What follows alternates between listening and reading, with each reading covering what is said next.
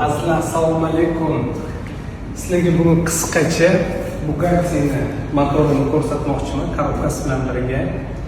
Birinchi marta dunyodagi eng katta avtosalon Bugatti Bakuda ochildi va bugun sizlarga original Bugatti'ning motorini super sportini ko'rsatmoqchiman.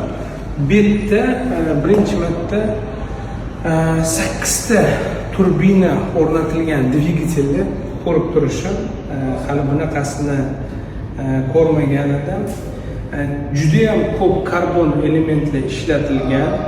Avtomobilni motorini o'zi 120 kilodan oshiqroq vaznga ega. 16 ta silindr, 1500 ta ot kuchasi, 1500 ta ot kuchi. Bu nima desam bo'ladi?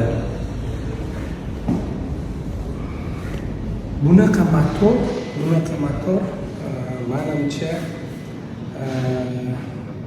hozirgi kunda hech qaysi bir kompaniya ishlab chiqarmaydi. Shuning uchun ham Bugatti avtomobillar juda ham qimmat va sanoqli chiqadi, eksklyuziv avtomobil hisoblanadi. Kimga